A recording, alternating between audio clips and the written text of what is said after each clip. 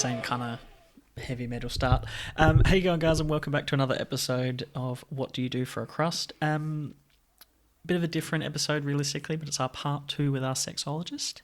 Hi. Thank you for returning. Thanks for having me We again. really appreciate your time. I know you're giving up a lot of your time. It's a beautiful Saturday, so I really appreciate you giving up your time as well. My pleasure. But I think a lot of the listeners would really be happy that we're doing another episode because it's such an interesting topic, and I think we barely even scratched the surface. I feel like we could do like a 50-part. Oh, I could talk about this all day. Good. That's exactly what we want.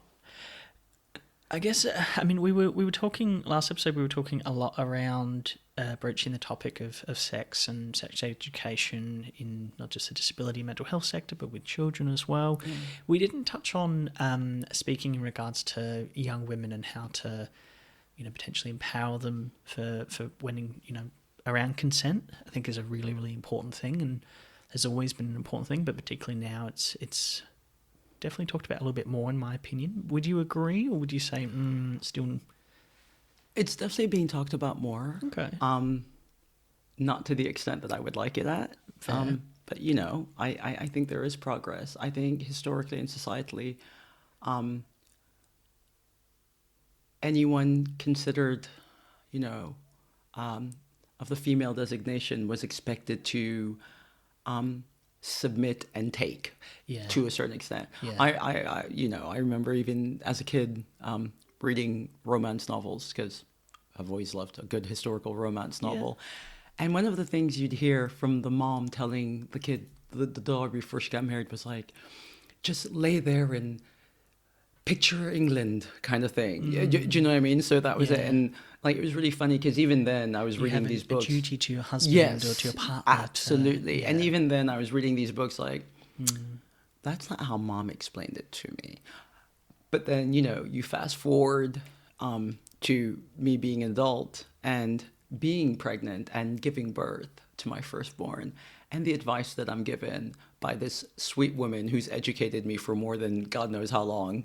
She looked at me, my mom, bless her, and she was just like, right, I know you've just had a baby and you're really tired. She's like, but don't neglect your husband. And I was like, You've just done, an incredible miracle of life. And I was just like, what do you mean, don't neglect my husband? I was like, it's by not neglecting them that I ended up here, kind of thing. If anything, it should be, I've, been carrying this child for however many months and had to, my body has changed and all those kind of things. He should still be looking after me. Exactly. I was like, he should be the one looking after me. But she didn't mean it in a bad way. But she was a product of her environment as well, kind of thing. And being the kid that I was kind of like, maybe I should read erotica to get back on this horse, kind of thing. But I've been lucky. He's always been very patient with me when it's required. He's very supportive, so I haven't had to deal with things like that. But yeah, so even though I had agency and I've always had autonomy when it came to my sex life, thanks to my mom, she bought me condoms. She made sure that we knew about STIs and everything. So I had agency and I knew that. There was a part that was also kind of like, a man has needs and probably because he's a man, always has needs, more so than you will ever have, and you've got to be ready. There does seem to be a stereotype that men have a higher sex drive. Or not that, true.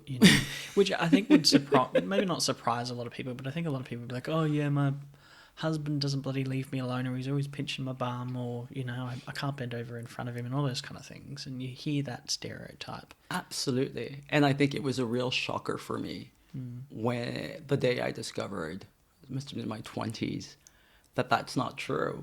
I was dating this guy. I lived in Washington, D.C. at the time, and he lived in New York. So we only saw each other at the weekends. And I remember he got there on a Friday night. I was so excited to see him. I'd missed my boyfriend. And he wouldn't have sex. Oh.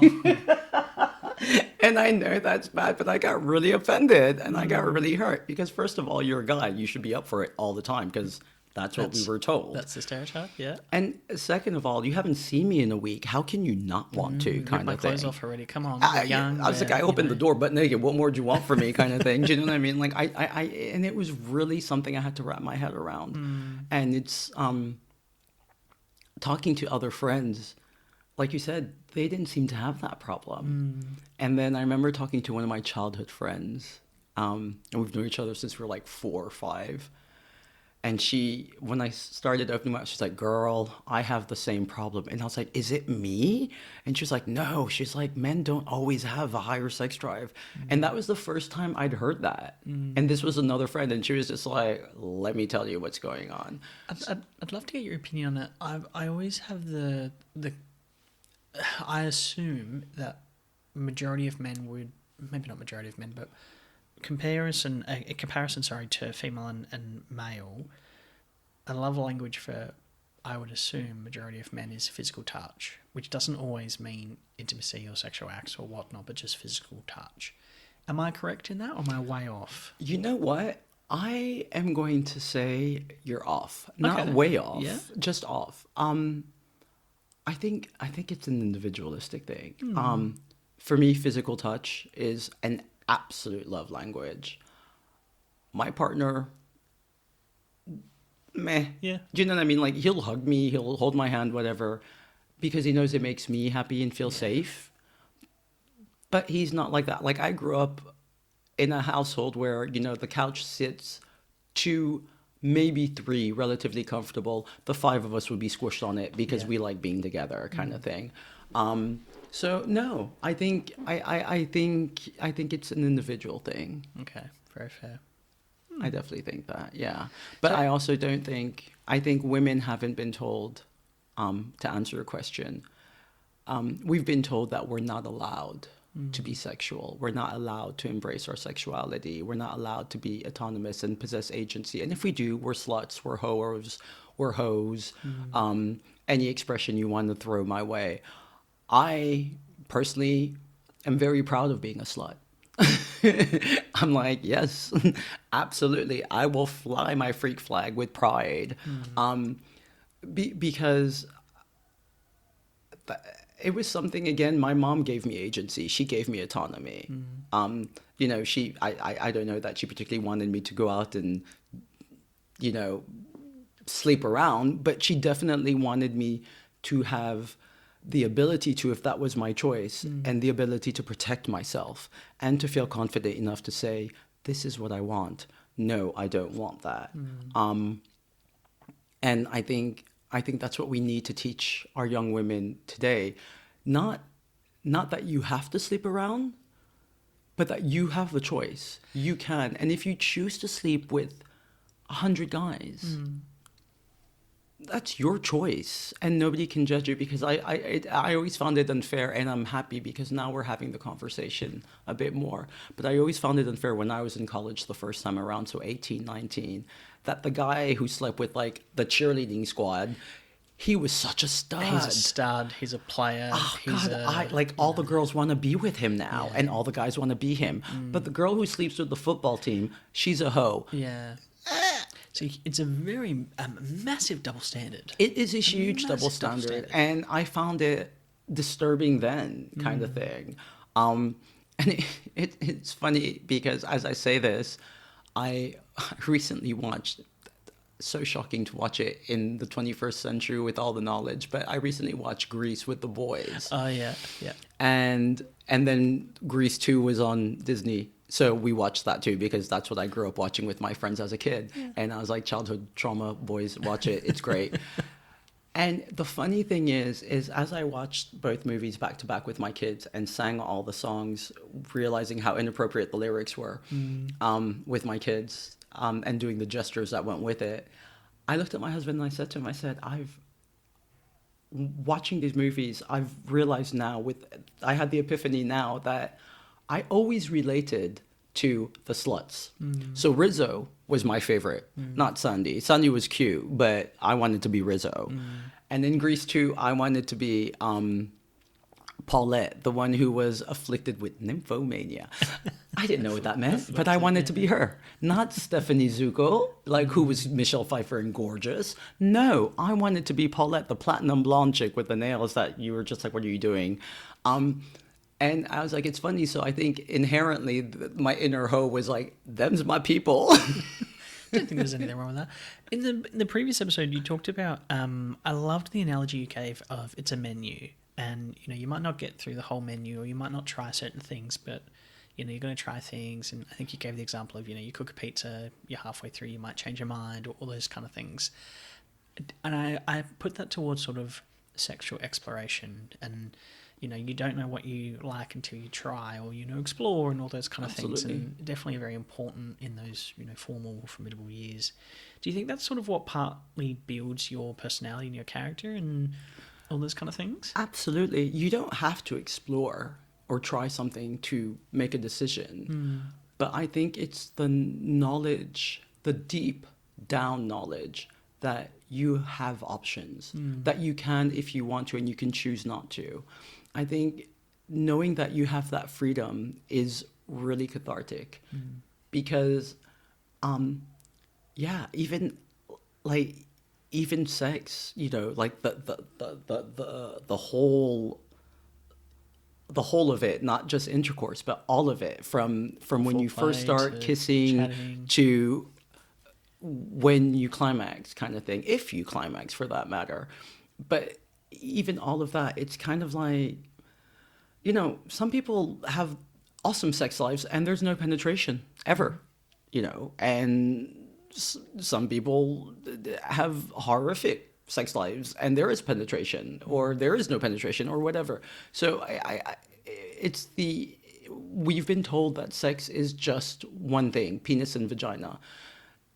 Maybe penis and anus now, slightly, because all of a sudden it's kind of cool to be able to say that you get to do that and you're not gay. You know what I mean? Like it was almost like it was taboo for the longest time, because only gay couples did that, which is also like, I'm sure they did a million different other things too. That's not the only go-to.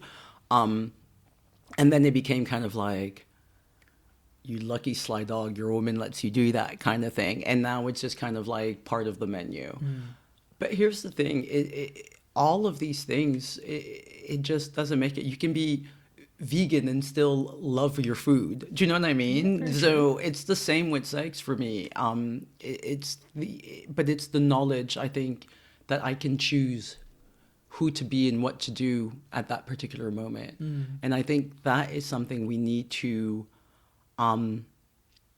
we really need to insist on with our young women, because that's not given to them, that freedom, that right to that freedom, to be able to,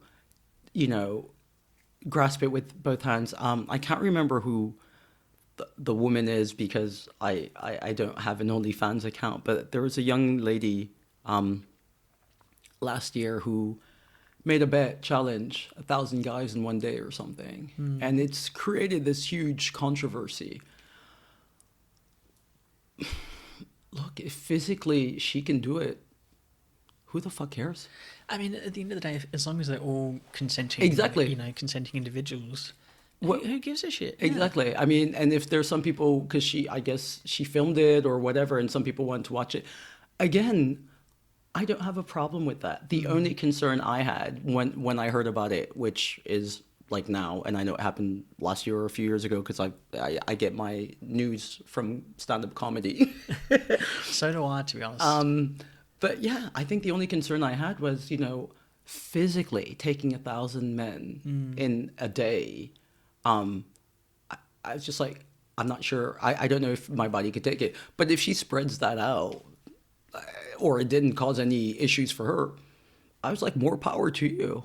I think it'd be quite interesting when you think about it. 1,000 sexual partners, there's obviously so many differences there. There's some confident lovers, there's some not so confident, big, large, small, curves, hair, not hair, fat, skinny, bald, all those kind of things. Absolutely.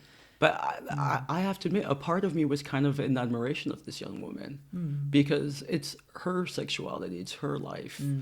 And whether you agree with it or not, she's living her life on her terms. I definitely admire that. What I probably don't admire is that it's probably, I'm assuming there's been some form of financial gain, or it's, is, not that I'm against pornography or anything like that, but I would assume it's not just about sexual awareness. It's probably someone, this person's probably made money on it, or I can't imagine there's anyone taking advantage, but I hope that person was okay as well. That was it. For me, it was just the physicality of it, because even, one partner can be exhausting kind of thing in one day. Kind of, you know, yeah, like I'm older now, but you know, when we were younger and everyone's piping was working in great physical form, you know, you go 2, 3 times a day sometimes. But those days were, you know, even then you were kind of like, oh, I'm done for that. Like, you know, you can't. yeah. So that's all I worried about, or not even worried about. I was kind of curious. I was like, I wish I could ask, you know, send her an email and be like, hey, how did you feel physically afterwards? Or I'm sure you could do some research. I'm sure there'd be some kind of. There's always. I mean, I would argue that probably a lot of the research or the publicity around that is probably negative, which Yeah, is absolutely. Which is, I don't necessarily agree or disagree with. But can I ask, where do you sit as a sexologist? Where do you sit on pornography? Look, I think porn has its time and place. I think porn. Okay, let me start with saying I love porn. Okay. Like, porn educated me when I didn't have access to my mom or the internet because it didn't exist, kind of thing. Porn was my go-to. And I think porn is a great way to explore things that you may not know that you would like or not, because you have a visceral reaction to what you're watching. You get aroused or you don't. And so I think it's a great way for actually figuring out what you like. Now, having said that, I also understand that there's a whole lot more porn than there was when I was growing up. And some of it, I haven't watched. I don't know. And I do remember doing some research when I was doing my master's on porn, and there are like the top 10 porn tropes that were being watched during COVID, and there were a couple I'd never heard of. So I went on YouPorn and started typing in these tropes to get things, and a couple of them, I think, were to do with like animes, but animes about underage stuff. So they were like, you get a warning, And sorry, anime is in. like cartoons. Oh, okay. But okay. you know, kind of like, you know, the female protagonist is clearly in the cartoon younger and underage, okay. kind So of thing, or It gets a bit. it gets a dicey bit there. iffy. And I didn't know, so I'm just like literally typing in these words because I'm like, what's this, what's that, whatever. And so I got this little message saying, this could potentially be, do you want to continue? I was like, no, that's okay, though, we'll stop there. So obviously there are some things out there that, you know, may not be appropriate. And with porn, the way you can access it now, I feel like kids, and even adults for that matter, are looking at porn sometimes as a sex ed manual, or even this is what is expected, or this is what the world is like. And I mean, I'll always remember just like watching a porn. So French-speaking countries in Europe tend to, you know, like erotica shows up on your TV after like 10 p.m. kind of thing if you're flicking channels. So basically coming on to this porn movie with my mom and my sister, we're literally flicking channels and here we go and boom.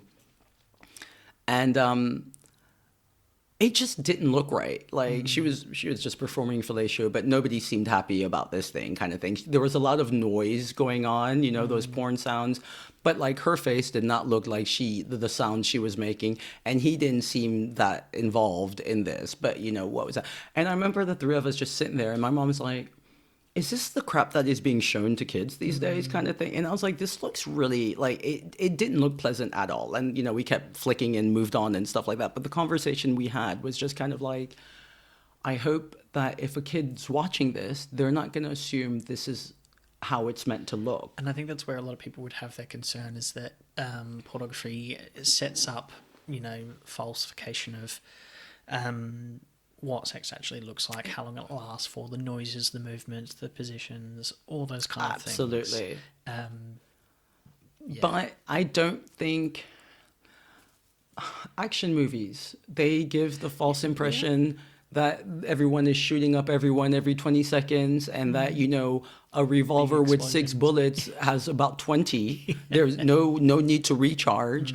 Romance movies, romantic comedies, some of the tropes, I fell in love with my best friend's fiance. Like, is that the kind of daughter you want to raise? That she's going to take her best friend's man, or when they do have sex, it's like a champagne cork thing. Sometimes it feels like a champagne cork. Sometimes it feels like a balloon going.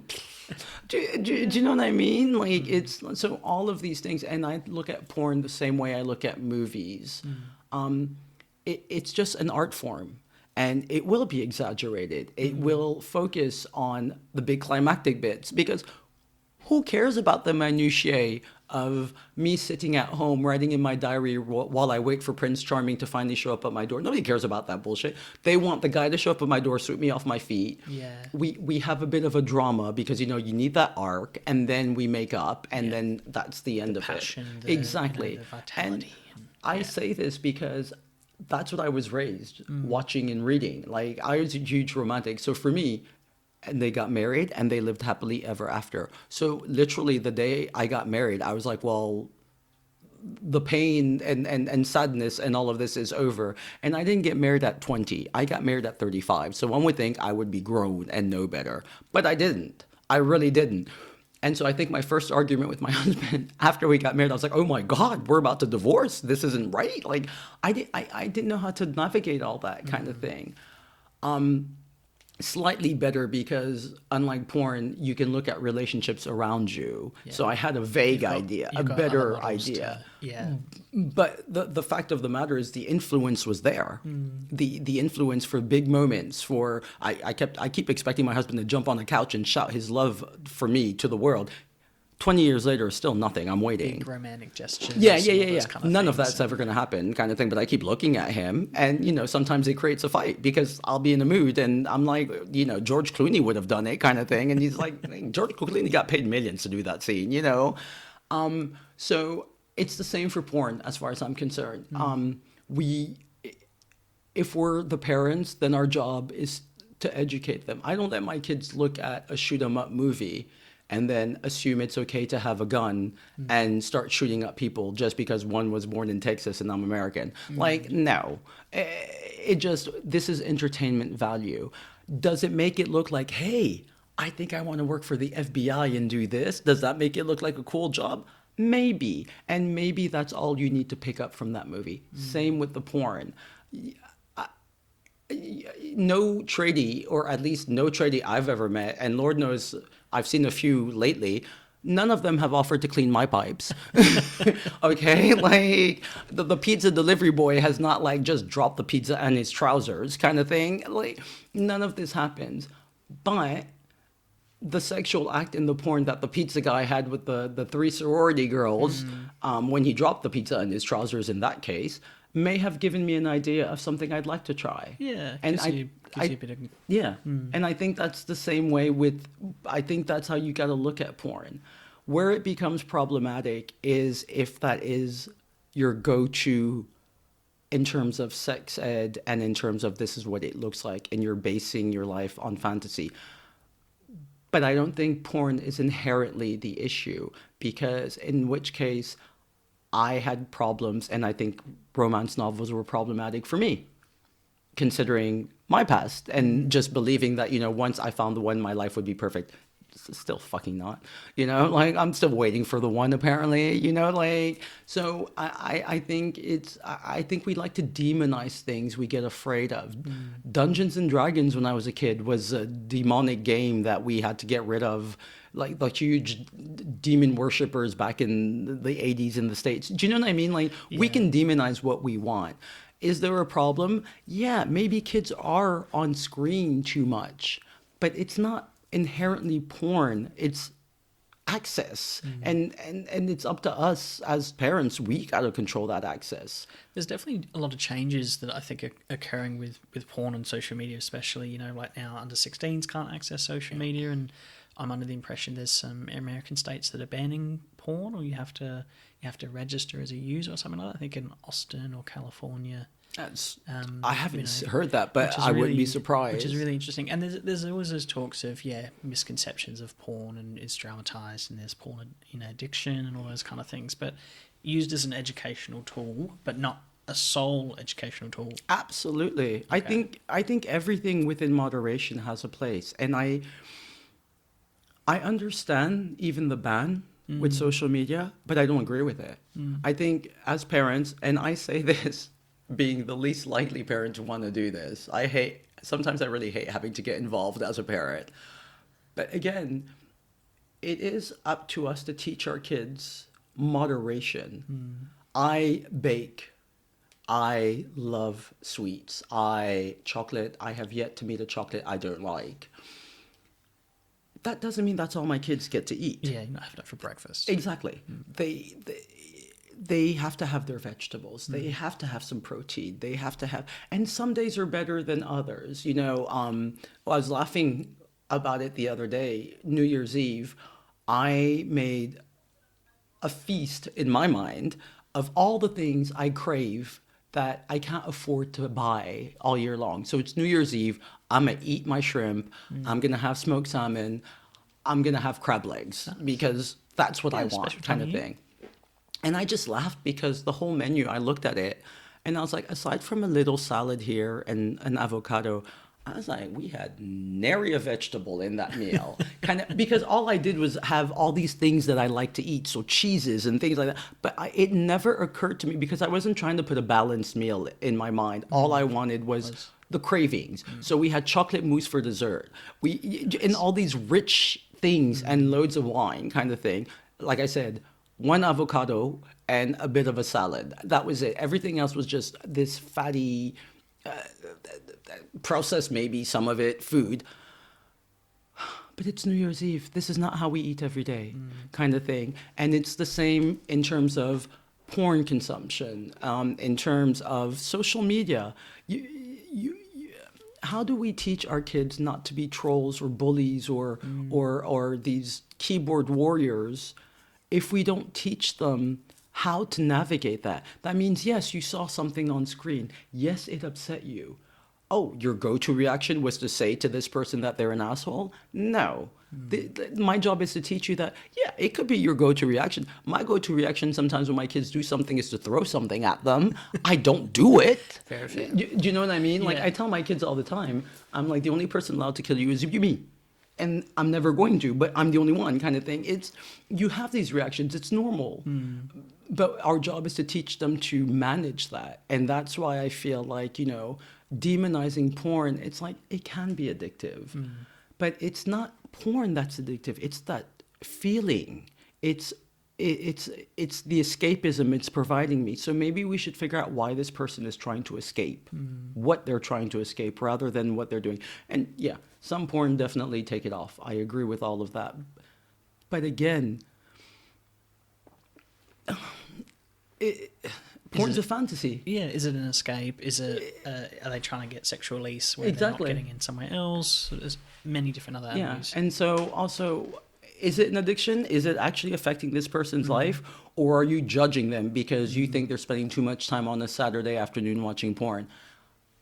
They got nothing else to do. It hasn't hurt them. They can still go to work on I Monday. think it's better than being a meth addict. But basically, and maybe they might have a few wrong ideas about what porn looks like or sounds like. Okay, we teach them, we educate them, we bring them back. But the thing is, saying no fully is never the answer. Very fair. Very fair. Can I ask you, there's a big, maybe not big, but there's a bit of a social media following at the moment where a lot of sex therapists are suggesting that for your anniversary, for your date night, for anything like that, have sex first before you go out. So you do the act, make love, sex, fornicate, whatever you want to call it, and then you go out and you do the dinner, because by the time you've had dinner, you've had a couple of drinks, you're full, you're tired. It's usually the end of the day because it's usually around dinner or some kind of meal. You then just want to sit on the couch and watch telly, or you want to go to bed and cuddle, or you want to, whatever it might be. Would you agree? Would you disagree? Whatever works? Whatever works. Yeah. Exactly. I think, the idea of afternoon delight and kind of like, it's just, love the idea of it. Because there's been a few sides to the coin, I guess. Some people have gone, well, you're now there's no whining and dining, there's no romanticized. It's now just becoming an act. You're just doing it to tick the box, and then you go from there. And then other videos are going, well, you're taking the pressure off. You've done that. You've had that connection. You've had that physical contact. You've had that, emotional act and love. Now you can go and just everything's a bit more cool, calm, and collective, and easy breezy and whatnot. Yeah, I guess I can see where the second point comes into action, kind of thing. But then for me, it's kind of like, why are you having sex? What does sex mean to you?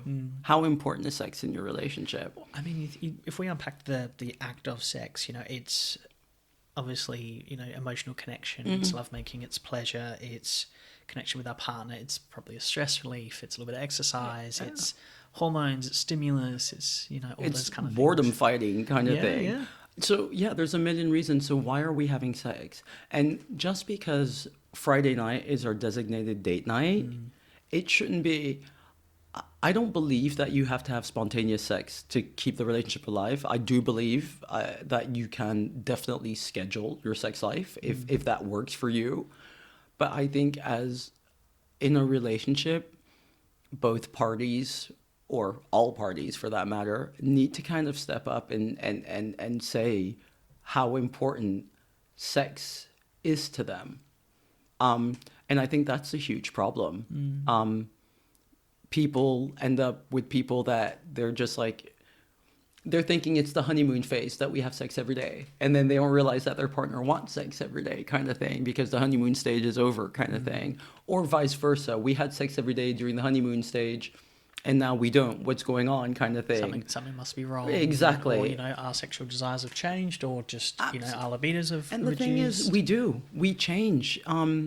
We're fluid, we're meant to kind of like, we don't stay stagnant, we're evolving. So, there are days, weeks, months, it's like, no. And then there are days, weeks, months, it's like, please now, kind of thing. So for me, date night doesn't inherently mean we're going to have sex. What it means is we're going on a date.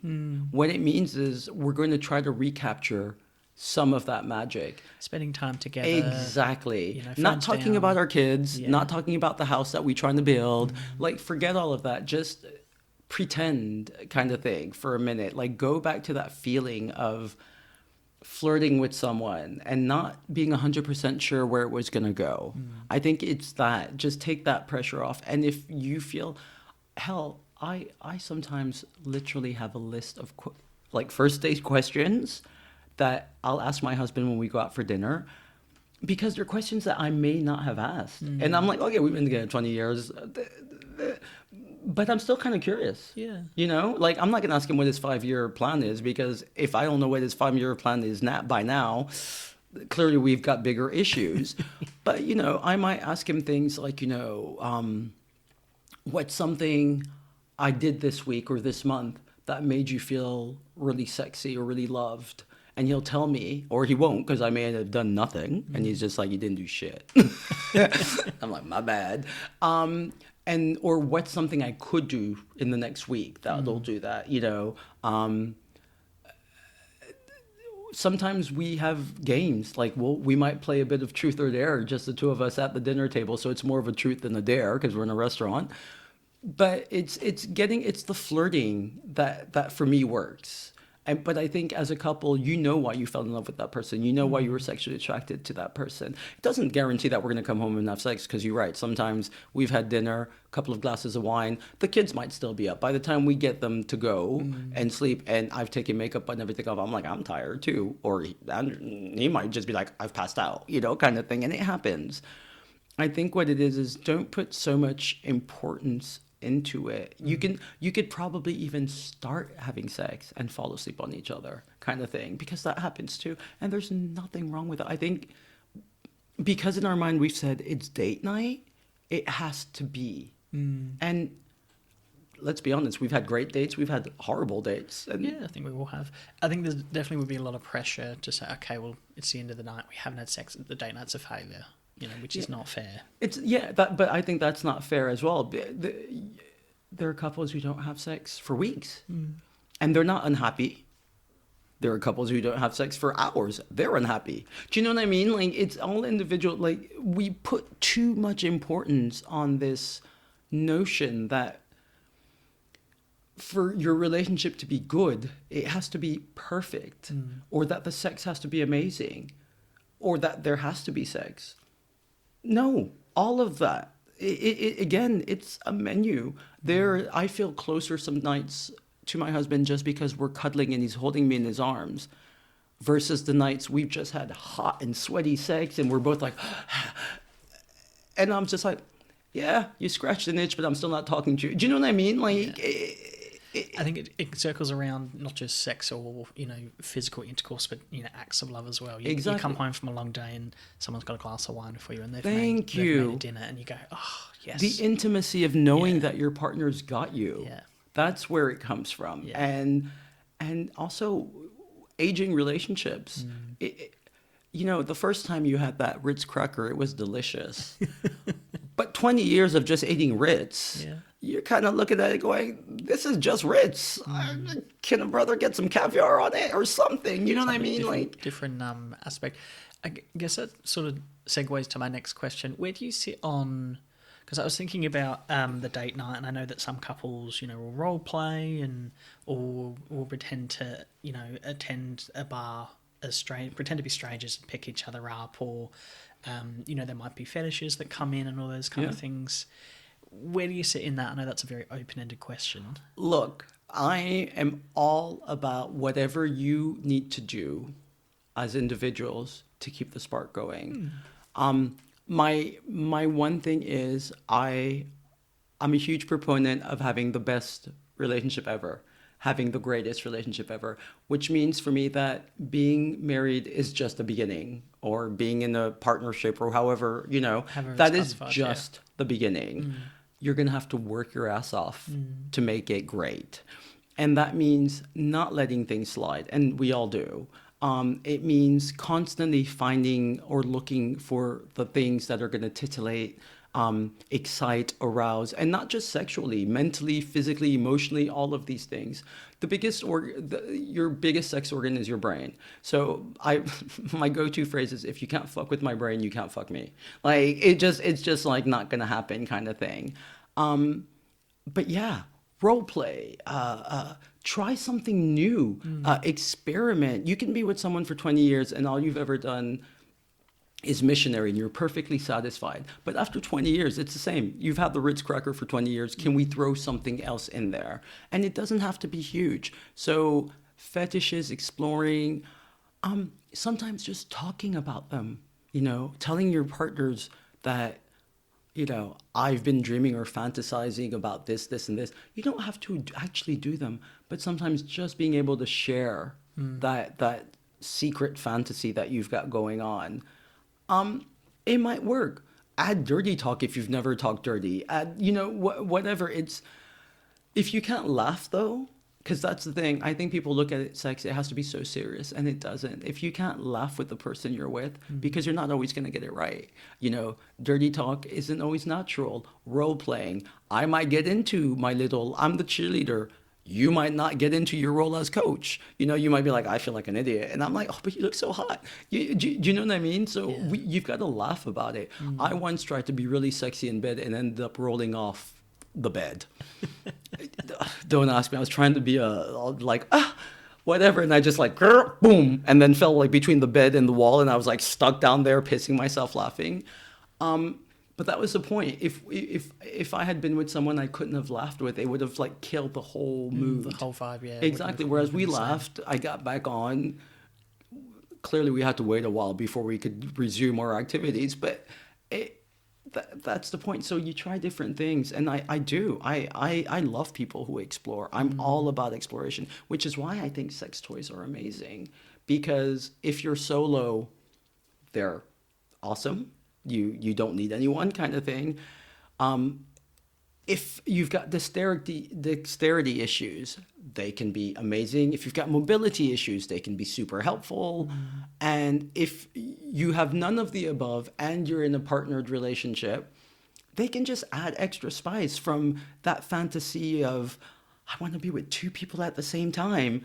well, there you go. And you don't actually need a second person to, I want to pretend that you're a space alien lord coming from wherever. Like, it happens. And it's fascinating when you go to adult stores. Like, I love spending, like, just walking around and looking at what's on the aisles and asking questions about things, because the sky's the limit if you've got any imagination. And I'm all for it. All for it. I would definitely say that there's probably a few people out there, and again, this is a I should reiterate, this is a career-based podcast, but I think it's definitely very important to talk about. How does someone broach this topic, I guess, is the avenue? I'm in a stable relationship, whether it's a partnership, we've been together 2 years, 20 years, 2 months, 2 weeks. How do I broach the topic? And I know that's obviously really open-ended, because I know it depends on, the individual, their relationship, Absolutely. their communication pathways, how open they are, even just the dynamics of their relationship as well. Absolutely. It's all, I think, honest communication. Don't spring it on them, like while they're doing the dishes or watching their program on TV. Be like, just 50 toys on the bed. Right? Like, hey, pick. By the way, I went shopping, bought a whole bunch of sex toys. I think we should explore. What? No. But date night. Date night could be part of that. You know what I mean? Like where you're out, you're away from any other pressure. It's just the two of you. But open communication, and you're not always going to get the answer you want. You're definitely not. But you'd be surprised how many people, once they open up the lid, they're better for it. Yeah, things their come out. Relationship's stronger. Absolutely, because even if the person doesn't want to do that, they may be like, oh, but I've always wanted to try this. And, it might not be up your alley, but you might be like, okay. You're supporting your partner, yeah? Yeah, but it's also, again, you don't know what you don't like until you try We're it. sticking with that menu analogy. Yeah. So it's, I'll take a spoonful. It's like, no, I didn't like that. Let's stop. And that's okay too. But yeah, I think it's communication. How do you get there? It's different. I think it depends. If I read something that I find particularly sexy, I'll highlight it. If it's like in my Kindle, and then send my husband the highlighted link kind of thing, and be like, this was really hot scene. Can we recreate? If I see something on Instagram, we send each other things all the time. I'm lucky because this is my job. So I have that as an excuse to broach topics with my partner easily. Just, it's for research. It's never for research. It's just my curiosity. But yeah, so Would you say having a good curiosity is important? Absolutely. Absolutely. But I like to know what makes people tick. I like understanding why you like that, but I don't. That's something that I've always wanted to know, I think, which is why psychology was always the thing that I liked. But growing up, it was either, Silence of the Lambs or One Who Flew Over a Cuckoo's Nest. There was no in between. They're very interesting, to say the least. I think you and I are very similar like that. Can I ask you, what's some common things that you would see from couples, from individuals? Is it they've been together for a long time and they're stagnant, or is it they don't know how to broach the topic, or if they've just fallen out of love? What's the sort of thing that a sexologist would commonly see and then try and assist with? In long-term relationships, there's stagnation. I think a lot of people, myself included, cracker. Yeah, not even that, but we also we don't look at the relationship as, it's kind of like, this is the goal. We got the relationship and we're done. We don't look at it as there's work to be involved. And one of the things I have to remind myself, my clients and my spouse, is love is a verb. It's, you have to choose to love me every day, my friend. And that includes showing me you love me every day. Do we? No. Do we try? Sometimes. Do we succeed? When we do, kind of thing. I'm not making excuses, but life gets busy. Absolutely. We have commitments, we have hobbies, we have interests, we have, you're meant to get 8 hours of sleep, you're meant to exercise half an hour a day, you're meant to eat right, drink 7 glasses of water, raise perfect children, have the perfect lifestyle, work-life balance. Absolutely. So, it's it's a lot. And life, so that's why, but as long as, I think if you're aware that we have to work at it. And sometimes we're going to, sometimes we're not, kind of thing. So aging relationships, that's it. They feel a bit stagnant. Long-term relationships feel a bit stagnant. Aging relationships, so people who've been together and now we're getting older, a lot of times what we find with that, or what I find, and I can say from personal experience as well, it's kind of like we don't realize we're aging. So when stuff doesn't work the way it should, or, an erection isn't as firm as it used to be, I've got menopause, so there's, lack of arousal and all of these things going on, and all of these various things, it's having to redirect that. And first of all, remind yourself, and if I have clients at this point, that this is perfectly normal. This is a stage of life. This is it.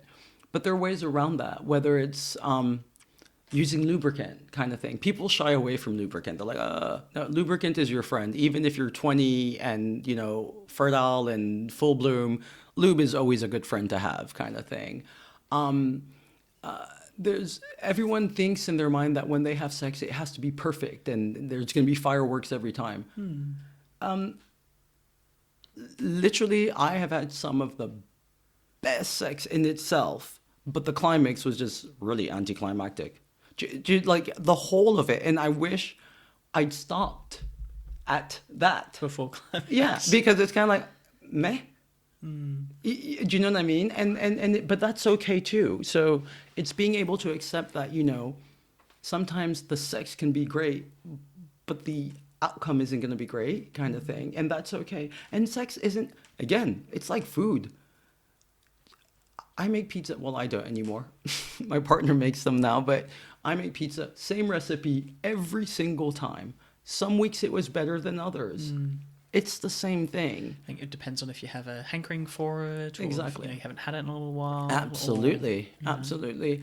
And then, like you said, life gets in the way, and people need to be aware of that. Whether you're a new relationship, an old relationship, a long-term relationship, you need to be aware life will get in the way. It's not, there's more to do into life than just keep this romance alive, kind of thing.